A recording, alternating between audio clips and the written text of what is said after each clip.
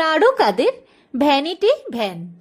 কারোর মেঝে থেকে ছাদ পর্যন্ত কাজ, কারো এক সুইচে ছোট বড় হয় ঘর। তারকাদের ভ্যানিটি সজ্জার ঝলক।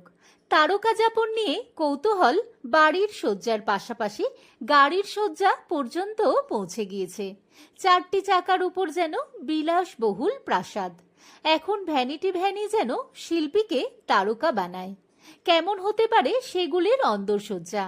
গৃহসজ্জার পাশাপাশি ভ্যানিটি ভ্যান সজ্জাও এখন তারকাদের জীবনের অঙ্গ, যা আগে ছিল প্রয়োজন, সাম্প্রতিককালে তা হয়েছে বিলাসিতা। কয়েক বছর আগে পর্যন্ত ভ্যানের প্রয়োজনীয়তা কেবল ঘুম, বিশ্রাম, পোশাক পরিবর্তন, শৌচালয় পর্যন্ত সীমাবদ্ধ ছিল। এখন কোনো তারকার কতগুলি ভ্যান, কোনটির সজ্জা কেমন, কোনটির কত দাম, সেগুলি মুখ্য হয়ে দাঁড়িয়েছে।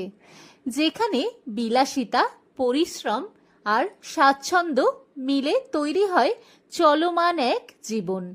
আর তাই তারকা যাপন নিয়ে কৌতূহল বাড়ির সজ্জার পাশাপাশি গাড়ির সজ্জা পর্যন্ত পৌঁছে গিয়েছে। চারটি চাকার উপর যেন বিলাসবহুল প্রাসাদ। এখন ভ্যানিটি ভ্যানই যেন শিল্পীকে তারকা বানায়। সম্প্রতি তারকাদের চলমান প্রাসাদ নিয়ে কথা বলেছেন মুম্বাইয়ের ভ্যানিটি ভ্যান ব্যবসায়ী কেতন রাওল। তিনি এই ব্যবসা শুরু করেছিলেন 2005 সালে। ফলে ইন্ডাস্ট্রির বিলাসবহুল যাপনের বিবর্তন কাছ থেকে দেখেছেন তিনি। ঠিক যেমন রণবীর সিংয়ের জন্য একটি মাত্র ভ্যান যথেষ্ট নয়, তার শুটিংয়ের প্রয়োজন 3টি ভ্যানিটি ভ্যান। একটি নিজের বিশ্রামের জন্য, একটি জিম হিসাবে, আর একটি ব্যক্তিগত হেসেল। তার বিশ্বাস, যত ব্যস্তই দিন হোক না কেন, আরাম আর প্রাত্যহিক রুটিন অব্যাহত থাকা দরকার। সেভাবেই তিনি নিজের চলমান ঘর সাজিয়ে নিয়েছেন।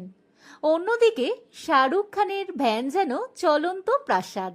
আকারে তা এতই বিশাল যে ছোটখাটো রাস্তায় তা পৌঁছাতে পারে না। আলাদা একটি ছোট ভ্যান পাঠাতে হয় শুধু তার জন্য। যে অভিনেতা তার দিনের বেশিরভাগ সময় এই ভ্যানেই কাটান, তার এই বাসস্থান যে বিশেষ যত্নের বানানো হবে তা বলার অপেক্ষা রাখে না। শাহরুখ খানের ভ্যান সাজানো হয়েছে ভবিষ্যৎধর্মী অন্দরসজ্জার কথা মাথায় রেখে। কল্পবিজ্ঞানের থিমে বানানো হয়েছে বাদশার ভ্যান। গাড়ির একটি অংশ প্রয়োজনে বাড়িয়ে নেওয়া যেতে পারে, আবার প্রয়োজন ফুরালে তা গুটিয়ে নিয়ে ছোট করা যেতে পারে। এমনই নানা ধরনের প্রযুক্তির খেলা